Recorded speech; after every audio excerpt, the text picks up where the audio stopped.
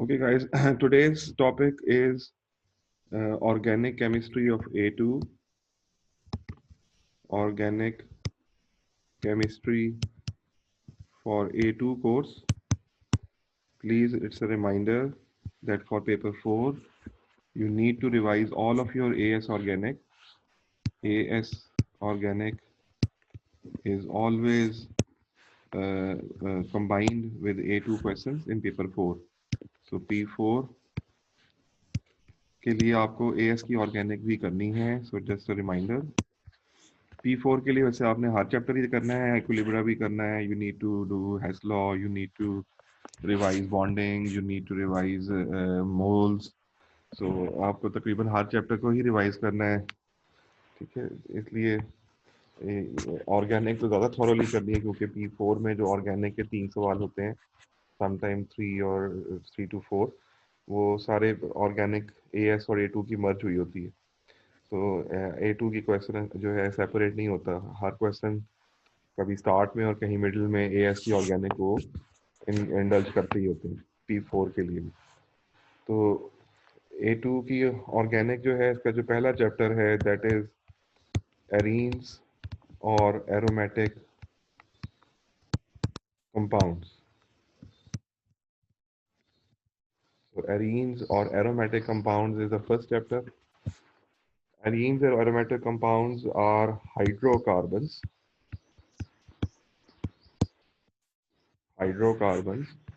that contain at least that contain at least one benzene ring. At least one benzene ring. तो आप यूँ भी कह सकते हैं कि जो एरीन्स होते हैं वो बेंजीन खुद भी एरीन है. आप बेंजीन को स्टडी कर लें, और या फिर उसके डेरिवेटिव्स भी हैं. बेंजीन के डेरिवेटिव्स का मतलब है बेंजीन के ऊपर सब्स्टिट्यूएंट्स लगे होंगे. So these are called derivatives of benzene.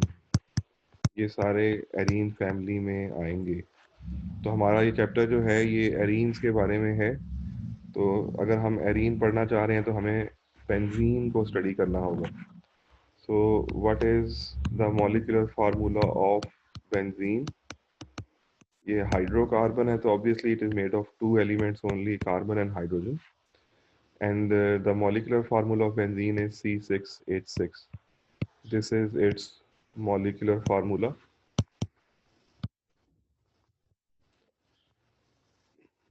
अब इसमें अगर आप देखें तो कार्बन और हाइड्रोजन की जो रेशो है वो 1:1 है. तो आप कह सकते हैं कि हाइड्रोजन की जो हाइड्रोजन का नंबर है वो बहुत स्मॉल है. Hydrogen number is very small compared to very small compared to alkanes or alkenes.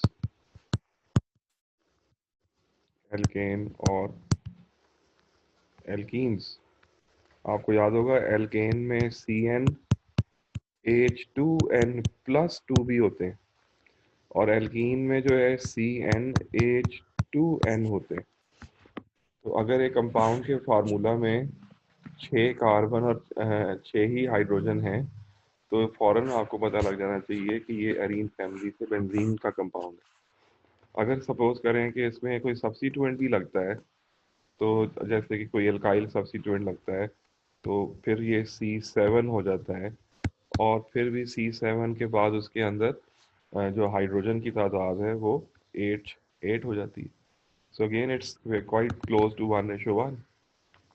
अगर ये ऐसा फार्मूला आ जाए जिसमें हाइड्रोजन और कार्बन की रेशो बहुत करीब हो, और मिनिमम 6 कार्बन होते हैं इसके अंदर, 6 कार्बन से कम नहीं होते, minimum number of carbon is 6. तो अगर कोई 6 कार्बन जैसे बड़ा कंपाउंड है और उसमें कार्बन और हाइड्रोजन की रेशो तकरीबन 1:1 है, तो फ़ौरन समझ जाएं कि आपका फार्मूला आपको एरीन की तरफ लेके जा रहा है, बेंजीन की तरफ जा रहा है. अब बेंजीन का स्ट्रक्चर C6H6 से हमें उसके स्ट्रक्चर का नहीं पता लग रहा। तो स्ट्रक्चर ऑफ बेंजीन, तो इसका जो फर्स्ट प्रपोज्ड स्ट्रक्चर है, फर्स्ट प्रपोज्ड स्ट्रक्चर, उनको हम कैक्यूल स्ट्रक्चर्स कहते हैं। They are called Kekule structures. तो कैक्यूल ने जो है, he represented two resonance structures. Resonance का मतलब है जो एक दूसरे में इंटर कन्वर्ट हो सकें, जिनके अंदर पाई बॉन्ड जो हैं वो अपनी पोजीशन चेंज करें। तो अब ये पाई बॉन्ड कहाँ है, अभी देख लेते हैं। Pi bond change position. तो कैक्यूल के हिसाब से जो पहला स्ट्रक्चर था, उसने कहा कि जी carbon is in the form of 6 carbon are in the form of hexagon ring, and there are alternate, देखिए जी, hexagon ring, और साथ उसने कहा था कि इसके अंदर alternate double and single bonds होते हैं, डबल एंड सिंगल बॉन्ड्स। तो अब आपकी मर्जी है, आप किसी भी दो कार्बन में एक डबल बॉन्ड डाल दें। फॉर एग्जांपल मैंने यहाँ एक डबल बॉन्ड डाला, तो फिर ऑल्टरनेट का मतलब होता है एक छोड़ के दूसरा, वन आफ्टर अदर। तो अगर ये डबल बॉन्ड मैंने बनाया है, तो अगला सिंगल होगा, फिर डबल, फिर सिंगल, फिर डबल, फिर सिंगल और डबल, ये आ जाएगा। अब चूंकि हर कार्बन के 3 बॉन्ड बने हुए हैं, so every carbon is bonded with one H only. It can not be bonded with more than one H, क्योंकि हर कार्बन के रिंग में 3 बॉन्ड्स बन चुके हैं। तो ये एक स्ट्रक्चर था। तो अगर इसको हम स्केलेटल फॉर्म में लिखें, तो ये ऐसे होगा, ये हेक्सागोन रिंग और उसमें double single double single double single. तो ये इसका स्केलेटल स्ट्रक्चर है, और ये इसका डिस्प्लेड फार्मूला था। तो बेंजीन में आप देख रहे हैं कि इसके अंदर ऑल्टरनेट डबल सिंगल बॉन्ड्स, ये कैक्यूल ने कहा। लेकिन कैक्यूल ने ही साथ ही एक स्ट्रक्चर और भी दिया कि उसने कहा हो सकता है कि डबल बॉन्ड जो है वो इस तरह भी तो हो सकते थे, इधर डबल, फिर सिंगल, फिर डबल, फिर सिंगल और फिर डबल। तो ये दो फार्मूलाज उसने दिए, दो स्ट्रक्चर जो हैं। इसमें आप अगर आप गौर से देखें, तो अगर मैं इस डबल बॉन्ड को इधर शिफ्ट करूं, इसको इधर शिफ्ट कर दूं और इसको इधर शिफ्ट कर दूं, तो आपके पास स्ट्रक्चर ए से स्ट्रक्चर बी बन जाएगा। और अगर स्ट्रक्चर बी वाले में डबल बॉन्ड्स को शिफ्ट कर दें, तो फिर स्ट्रक्चर बी से स्ट्रक्चर ए बन जाएगा। इसलिए इसमें हम देख रहे हैं कि पाई बॉन्ड की पोजीशन को चेंज करने से आप दो स्ट्रक्चर्स में इंटर कन्वर्ट हो सकते हैं। अच्छा, कैक्यूल ने ये नहीं बताया था कि डबल बॉन्ड जो है ये इंटरचेंज कर सकते हैं अपनी पोजीशंस को। उसने बस दो स्ट्रक्चर बना के कह दिया था कि ये मेरे हिसाब से दो स्ट्रक्चर्स हैं, और काफ़ी हद तक ही was correct according to the availability of resources at that time. But अब आपको हमें पता लगा है, और मैंने जैसे आपको एरोस दिखाए हैं, तो इन दोनों स्ट्रक्चर का कंबाइंड स्ट्रक्चर अगर हम निकालें, मॉडर्न स्टडी ने बताया है कि कैक्यूल स्ट्रक्चर से एक हाइब्रिड स्ट्रक्चर निकलता है, और एक्चुअली वो स्ट्रक्चर जो है वो बेंजीन का सही स्ट्रक्चर है। और वो स्ट्रक्चर कुछ यूं है कि आपके 6 कार्बन हेक्सागोन की फॉर्म में, 6 carbon are in the form of hexagon. और चूंकि इसके अंदर हमें क्या नज़र आ रहा है कि पाई बॉन्ड जो हैं वो मूव कर रहे हैं, मूव कर रहे हैं। तो इसलिए अगर हम उसके लिए एक वर्ड यूज़ कर लें कि जी वो डी लोकलाइज हैं। डी लोकलाइज का मतलब होता है जो अपनी जगह पे नहीं खड़े रहते। जैसे कि मेटालिक बॉन्ड में जो इलेक्ट्रॉन्स होते हैं वो अपने एटम्स को छोड़ देते हैं, और वो इंटर एटॉमिक स्पेसेस में भागे फिरते हैं, तो उनको भी हम डी लोकलाइज कहते हैं। वैसे ही यहाँ भी पाई बॉन्ड जो है, अगर मैं उन दोनों स्ट्रक्चर्स को आपस में इंटर कन्वर्ट करूँ, तो मुझे नज़र आ रहा है कि पाई बॉन्ड जो है वो मूव कर रहे हैं, तो इसलिए हमने उनको डी लोकलाइज कह दिया। तो उसके लिए फिर मैं यहाँ पे एक रिंग बना दूंगा। अब ये जो रिंग है अंदर, ये क्या शो कर रहा है कि जो पाई बॉन्ड है वो डी लोकलाइज्ड है। वो, अगर मैं इस पे नंबरिंग कर दूं कि जी ये 1 2 3 4 5 और 6 हैं, तो अगर वो एक लम्हे के लिए 1 2 पे हैं तो अगले लम्हे के लिए वो 1 6 पे चला गया, और जो 1 2 वाला है वो आगे 3 4 पे चला गया।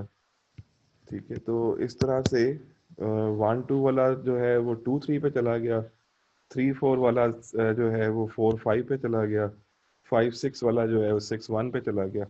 तो पाई बॉन्ड जो है they are moving around, and this is called pi bond delocalized. तो पाई बॉन्ड की डीलोकलाइजेशन को हमने रिंग की फॉर्म में शो कर दिया। तो ये हमारा हाइब्रिड स्ट्रक्चर है, और हम बेंजीन को इसी तरह से ड्रॉ किया करेंगे, इस दोनों स्ट्रक्चर्स का कंबाइंड इफेक्ट जिसका मतलब है पाई बॉन्ड जो है वो ऑन द मूव है। अगर हम इसका 3 डायमेंशनल मूव स्ट्रक्चर बनाने की कोशिश करें तो जाहिर बात है कि we can not have a 3 dimensional exact structure on paper. तो इसके अंदर देखें, आपको पता है जब पाई बॉन्ड बनता है तो ऐसे पी जेड ऑर्बिटल जो है साइडवेज ओवरलैप करते हैं, तो उसके इलेक्ट्रॉन क्लाउड के दो हिस्से हो जाते हैं, partly above the axis and partly below the axis होता है। तो वैसे ही अगर ये पाई बॉन्ड है तो इस पाई बॉन्ड का एक हिस्सा जो है 3 पाई बॉन्ड का डीलोकलाइज होने से एक हिस्सा रिंग के ऊपर होगा, और एक हिस्सा जो है वो रिंग के नीचे होगा। तो हम जो है ये पेपर के ऊपर ऐसे दो रिंग्स ऊपर नीचे बना देते हैं, ये दोनों मिलकर जो है ये पाई बॉन्ड्स 3 पाई बॉन्ड्स की डीलोकलाइजेशन दिखा रहे हैं। 3 पाई बॉन्ड्स डीलोकलाइज्ड।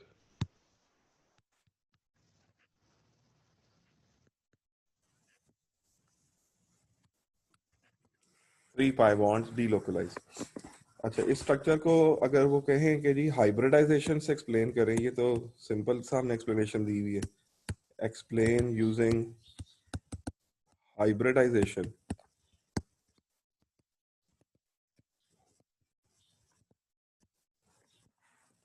तो अब इसमें ज़रा नोट करना है आपने कि बेंजीन में ऑल कार्बन एटम्स, मतलब 6 के 6 carbon, all carbon atoms are sp2 hybridised.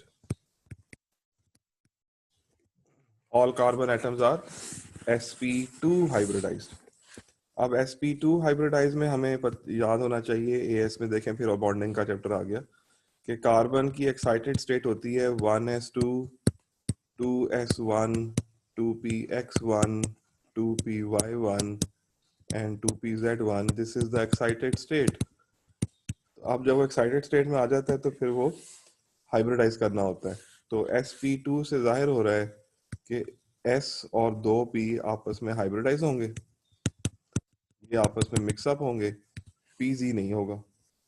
तो इसका रिजल्टेंट क्या होगा, हर कार्बन एटम के ऊपर 3sp2 हाइब्रिड ऑर्बिटल्स बन जाएंगे, और उनमें जो बॉन्ड एंगल्स था वो 120 डिग्री का था, और इसकी जो शेप बन रही है हर कार्बन की वो ट्राइगोनल प्लेनर बन रही है, जबकि हर कार्बन के ऊपर एक पीजी जो है वो वैसे ही खड़ा है। ठीक है जी। तो अगर हम कह रहे हैं कि अब हर कार्बन इस तरह से sp2 हाइब्रिडाइज होगा, तो अब मेरे पास पहले मैं ये करता हूँ कि जी 6 carbon in the form of hexagon arrangement में मैं इसको ले आऊंगा। अब मुझे पता है कि हर कार्बन इसी तरह से है जैसा कि मैंने अभी एक बनाया था, तो उसके sp2 बनाना शुरू करते हैं। एक sp2, एक बाहर की तरफ और एक ये नीचे की तरफ। इसी तरह साथ वाले कार्बन का भी एक sp2 देखें, sp2 से यहाँ पे कौन सा बॉन्ड बन गया, जब भी sp2 से जब भी हाइब्रिड ऑर्बिटल हाइब्रिड से करता है तो सिग्मा बॉन्ड बनता है। अच्छा, इसका ये बन गया, एक ये निकल गया और एक ये साइड पे बन गया। इसी तरह अगले कार्बन का यहाँ से एक, यहाँ से दूसरा और ये तीसरा, इस कार्बन का ये एक, ये दूसरा और ये तीसरा। तो इस तरह मैं हर कार्बन के जो sp2 हाइब्रिड ऑर्बिटल्स हैं उनको मैं कोशिश जो है वो तकरीबन उसी शेप में ड्रॉ कर रहा हूँ जैसा कि मैंने यहाँ सर्कल में ड्रॉ किया है। तो आप देख रहे होंगे कि हर एक का बॉन्ड एंगल 120 डिग्री पे जा रहा है, ठीक है। So all I have tried as neater as possible. आपने भी, you need to practice it. अच्छा जी, अब बाकी कार्बन के भी 3 sp2 हैं। देखें, हर कार्बन के 2 sp2 तो एक दूसरे से ओवरलैप कर रहे हैं। तो जहां जहां ये ओवरलैप कर रहे हैं, यहाँ कौन से बॉन्ड बन रहे हैं? Sigma bonds. ये सारे सिग्मा बॉन्ड बन गए। अब आपको पता है हर कार्बन ने एच के साथ बॉन्ड करना होता है। तो हाइड्रोजन के पास तो सिर्फ एस ऑर्बिटल में एक इलेक्ट्रॉन होता है, एस की शेप स्फेरिकल होती है, ठीक है। तो हर कार्बन जो है वो एक हाइड्रोजन के साथ बॉन्ड करेगा। तो ये देखिए जी, ये हाइड्रोजन, ये हाइड्रोजन, ये हाइड्रोजन, ये हाइड्रोजन।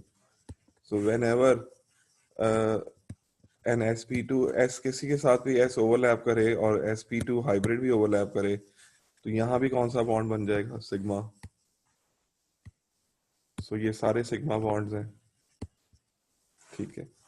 अब आगे जी, लास्टली हर कार्बन एटम के ऊपर एक pz पड़ा हुआ था।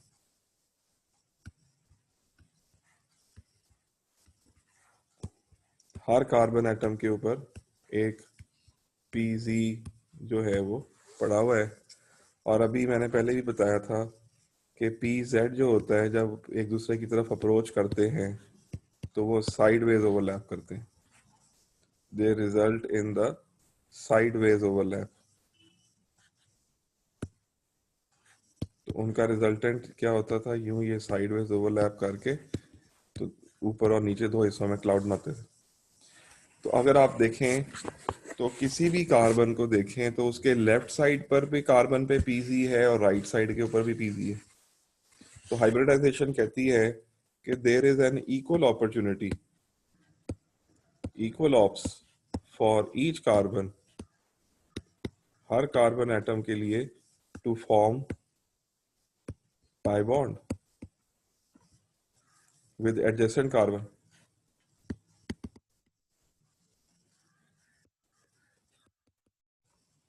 With adjacent carbon atom. तो भाई ये हो सकता है कि ये दोनों साइडवेज ओवरलैप कर लें, एक लम्हे के लिए ये दोनों साइडवेज ओवरलैप कर लें, फिर ये कर लें। लेकिन एक अपॉर्चुनिटी ये भी तो है कि अगले लम्हे ये यहाँ से ओवरलैप कर लें, ये यहाँ से ओवरलैप कर लें, और ये यहाँ से ओवरलैप कर लें। तो आपके सामने जो है तस्वीर में, एक रिंग ऊपर बन गई है पाई बॉन्ड्स की और एक रिंग नीचे बन गई है। तो यही हमने शो करना था कि pz ऑर्बिटल्स की साइडवेज ओवरलैप जो है, that can be done on either side, and in this way what we have got is a delocalized pi bond. We have got a delocalized pi bond. तो इसलिए अगर मैं वापस structure को consult करें तो इसमें जितने भी सॉलिड लाइंस हैं ये सारे सिग्मा बॉन्ड्स हैं। All of them are sigma bonds. ये सारे सिग्मा बॉन्ड्स हैं। और जो रिंग बनी हुई है वो डीलोकलाइज्ड पाई इलेक्ट्रॉन्स की बनी हुई है। इस तरह इसका स्ट्रक्चर पूरा हो गया। अब हम चलेंगे जी naming of arenes. Naming of arenes. तो वी नो कि बेंजीन तो C6H6 है, उसका नाम तो सिर्फ बेंजीन है। लेकिन अगर मैं बेंजीन का एक हाइड्रोजन रिमूव कर दें तो वो C6H5 जो है ये एक एल्काइल ग्रुप की तरह बन जाएगा। इसको हम फिनाइल ग्रुप कहते हैं। जैसे एल्केन से एल्काइल ग्रुप बन जाता था, जैसे C2H6 था तो C2H5 इथेन से इथाइल बन जाता था। वैसे ही बेंजीन से फिनाइल होगा, ये भी ध्यान में रखिएगा। बहरहाल बहुत सारे नेम जो है ना वो कुछ क्लासिकल और एक नेम्स हैं जिसको हम याद करेंगे। तो बेंजीन इज लाइक दिस। उसके बाद अगर बेंजीन के ऊपर CH3 लग जाए तो we call it as methyl benzene. इसका वैसे क्लासिकल नाम भी है टॉल्यूइन। नंबर 2, अगर बेंजीन के ऊपर कोई भी हेलोजन लग जाए, जैसे क्लोरीन लग जाए, तो इसका नाम है क्लोरोबेंजीन। ऐसा ही अगर बेंजीन के ऊपर ब्रोमीन लग जाए तो इसका नाम है ब्रोमोबेंजीन।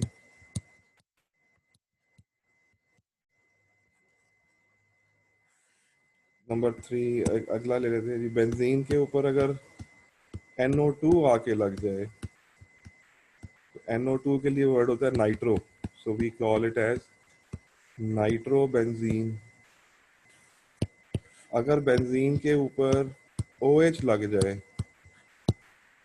तो इसको हाइड्रोक्सी बेंजीन भी कहा जा सकता है, लेकिन इसका कॉमन नेम जो है पुराना वाला वही यूज होता है। It is known as phenol. ठीक है, तो हाइड्रोक्सी ग्रुप लगा हुआ है इसके ऊपर, hydroxy benzene, but more common name is phenol.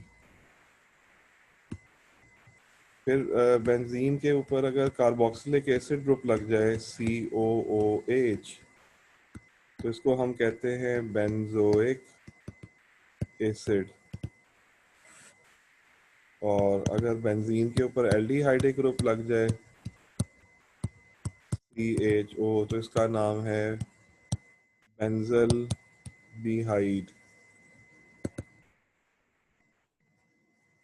Benzyl डिहाइड। ये कुछ क्लासिकल नेम्स की तरह से ही लिया हुआ है, लेकिन ये सारे वो थे जो कि मोनो सब्स्टिट्यूटेड है, मोनो सब्स्टिट्यूटेड ग्रुप्स हैं। एक ग्रुप लगा हुआ है सिर्फ। उसके बाद डाई सब्स्टिट्यूटेड भी आएंगे, वो हम आगे ड्यू कोर्स के अंदर उसकी नेमिंग भी कर लेंगे। अभी जब हम उसके अंदर रिएक्शंस पढ़ेंगे तो जब 2 सब्स्टिट्यूट्स लगेंगे तो मैं आपको उसकी नेमिंग फिर बाद में बता दूंगा। So now up till now we have studied that methyl benzene. अगर आप CH3 की जगह C2H5 लगा दो, मिथाइल बेंजीन, क्लोरोबेंजीन, ब्रोमोबेंजीन, तो ये सारे क्लासिकल नेम्स के साथ हम इसको नेमिंग जो है वो करते हैं। ठीक है, तो अब हम करेंगे जी इनके रिएक्शंस ऑफ बेंजीन। अच्छा, रिएक्शंस जो हैं उसको अब हम करने लगे हैं, लेकिन पहले थोड़ा सा हम रिएक्शन स्टार्ट करने से पहले ये देखें कि अगर मैं कैक्यूल के स्ट्रक्चर के हिसाब से चलता, हम लोग उस तरह चलते जैसे कैक्यूल ने कहा था, तो फिर इसको तो होना चाहिए था एल्कीन, क्योंकि इसमें डबल बॉन्ड्स हैं, C डबल बॉन्ड C की वजह से। लेकिन कैक्यूल के स्ट्रक्चर को लेके जब हमने उनके रिएक्शंस किए तो हमें पता लगा कि इसके अंदर कोई एडिशन ऑफ ब्रोमीन नहीं होती, no addition of bromine aqueous, कोई एक्वस ब्रोमीन ऐड नहीं होती। ठीक है जी, आपको नो एडिशन ऑफ स्टीम, आप इसको स्टीम से रिएक्ट करें कोई रिएक्शन नहीं होते। और ये रिएक्शन आपको याद होने चाहिए कि आपने AS में एल्कीन की प्रॉपर्टीज में पढ़े थे। तो एल्कीन्स एक्वस ब्रोमीन को डीकलराइज करती थी, उसका टेस्ट भी था।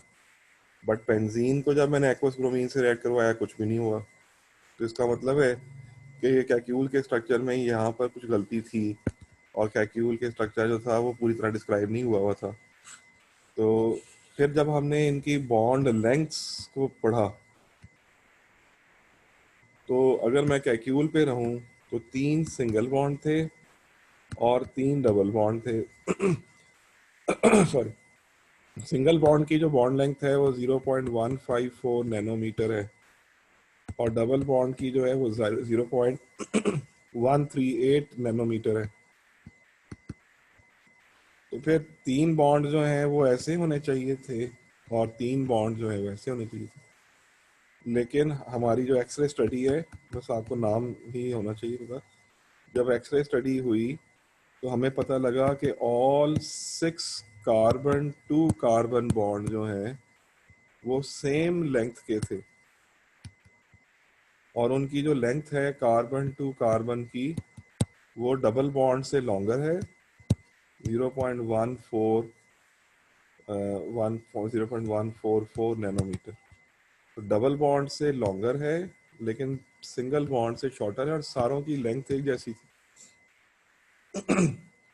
और ना तो ये नाइदर लाइक एल्केन्स, ना तो ये एल्केन की तरह रिएक्ट करते हैं नॉर लाइक एल्कीन्स, ना ही ये एल्कीन की तरह रिएक्ट करते हैं। That's why we haven't studied benzene in AS level in the chapter of alkane और एल्कीन, क्योंकि इनकी प्रॉपर्टीज ना तो एल्केन जैसी हैं और ना ही एल्कीन की तरह है। अगर मैं एल्केन समझूं तो यहाँ पर जो है वो फ्री रेडिकल सब्स्टिट्यूशन के बारे में हम सोच सकते थे, वो भी नहीं होती। और यहाँ एल्कीन है तो हम इलेक्ट्रोफिलिक एडिशन रिएक्शन के बारे में देखते तो वो भी नहीं हो सकता था। तो इनकी एक बिल्कुल डिस्टिंक्ट प्रॉपर्टीज़ हैं, इसीलिए हमने इनको एक अलग फैमिली में उठा के रख लिया हुआ है। And that family, that homologous series is called arenes और एरोमेटिक हाइड्रोकार्बन्स। तो ये थे जी, बॉन्ड लेंथ से भी थोड़ा सा हमें सेंसिटाइज हुआ कि कैक्यूल का स्ट्रक्चर इनकम्प्लीट था, लेकिन जब हमने हाइब्रिड स्ट्रक्चर बनाया और हाइब्रिडाइजेशन से भी प्रूव किया, तो अब आपको सामने नज़र आ रहा है कि सारे बॉन्ड जो हैं वो एक जैसे हैं। सारे बॉन्ड्स के अंदर पार्शियल डबल बॉन्ड करेक्टर भी है, इसलिए ये जो स्ट्रक्चर है ये आपका बिल्कुल सही स्ट्रक्चर आपके सामने जो ये बना हुआ है, this is also explained by the bond lengths. और उनकी केमिकल रिएक्टिविटी से भी पता लग रहा है कि ना तो ये एल्केन जैसे हैं और ना ही ये एल्कीन जैसे हैं। तो फिर अब इनके जो रिएक्शंस हैं वो स्टार्ट करते हैं। उसमें पहला रिएक्शन है जी, reaction with halogens. Reaction with halogens जैसे कि क्लोरीन या ब्रोमीन। तो मैं अभी फिर रिमाइंड कराऊंगा कि अगर मैं बेंजीन को